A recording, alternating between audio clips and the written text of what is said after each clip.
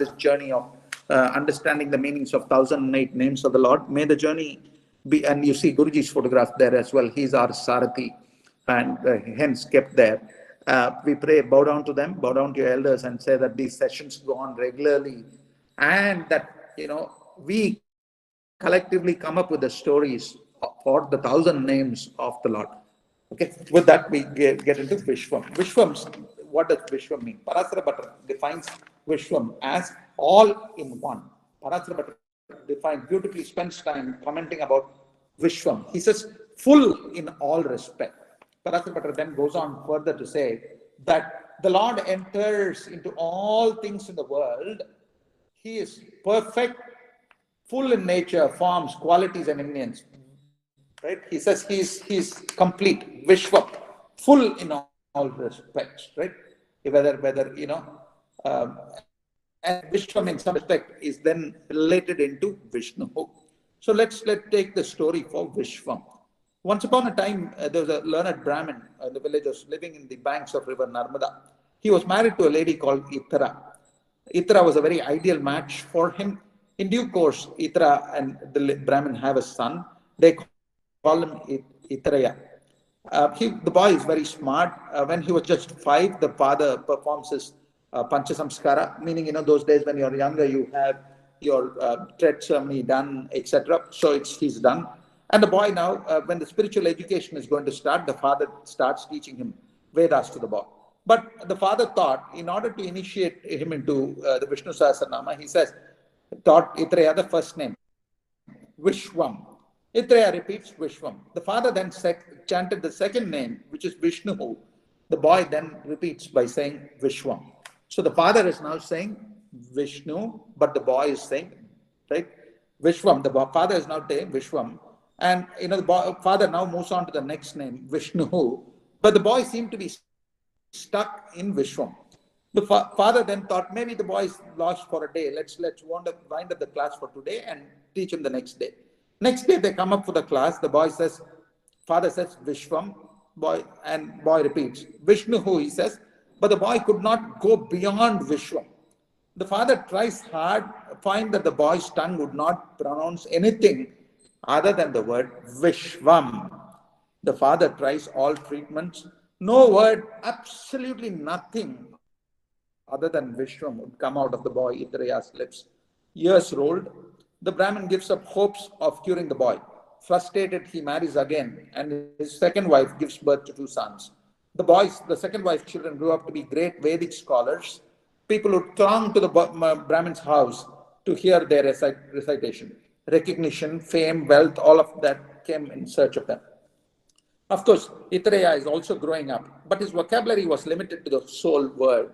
Anything you ask, he will say Vishwam. Anything that you ask, whatever you asked him, all he could say was Vishwam. And he would repeat the name whenever he was awake. Anything that you would ask people, he would just say Vishwam. People, of course, would laugh at him. People would make jokes on his behalf, etc. But no reaction from him. In some respects, like our friend Jadabharata. Now, Itra, of course, is upset that her boy looks like a mentally retarded one, whereas her the other wife's children, the 2 sons, have grown up well to be very good scholars like their father. So one day she was so upset, she bursts out and she says, "You fool, what bad karma did I do to give birth to you? Get lost, right? Get lost. You're ashamed that your tongue won't say anything other than Vishwam." So she's very upset. She cries. The boy looked at her, but there is no other response. He just uttered Vishwam. And he calmly went out of the house as if to satisfy her, because she says, "Get lost." Their brothers at that point in time were chanting the Veda nicely. There's an audience and the brothers are chanting. But suddenly, as our friend Itraya walked out, the brothers could not speak. They could not speak. They just could not speak. It looked like their tongues were tied. Just then, as they could not speak, some robbers entered the house. They stripped the house of all their prosperity. And Itraya is gone. The Brahmin is now old, right? He is now stunned at the happening. Why is this sudden reverse? He went to the learned sages and he asked them, what is the remedy for this? And as luck has it, the great Vasishta comes there. And he says, Vashishta is now asked the question, what happened in our house? What really happened?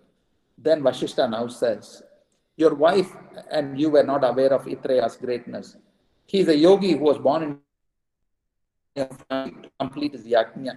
He has been uttering the only word Vishwam. For he fully understood the meaning. Vishwam means the one who is full with all good mental and physical and spiritual glories of nature. Such an attribute can only be in the case of Lord Vasudeva. Your son has understood that and hence he was chanting, right? Vishwam means the full, the undiluted. So, and the boy Itreya was always chanting Vishwam, the one who's got all virtues, everything else. Now, the Brahmin understands his mistake. And once you insult a person who's been chanting Vishwam, all your goodness have also left you. So go and get back Itareya if you want to be prosperous. The Brahmin now searches for the boy and Itareya comes home. And all he could do was still say only Vishwam. He could just do Vishwam, okay? Right? He could still do only Vishwam. So he says, he chants Vishwam. Then the Brahmin, still does that. But the other brothers now are able to chant the other names. And their fortunes are now, they're able to speak. The family's fortunes are now better. Vedavyasa now, actually, Vedavyasa, as I said, composes all of it. The author says Vedavyasa had actually heard this story from Vasishta, and therefore, this auspicious incident is something which is very important for all of us to understand. And he says the reason why Vishwam comes first is that the one that is full with all good, the first one. In fact, the other 999 names go on to explain the only first name, Vishwam. Vishwam is explained later by 999 names that follow the first name, is what the story. So, what is the Falastuti then? Vishwaya Namaha. Those who chant Vishwaya Namaha will have all types of prosperity full to the brim. Let us chant Om Vishwaya Namaha. The Falastuti of this name is giving us all benefit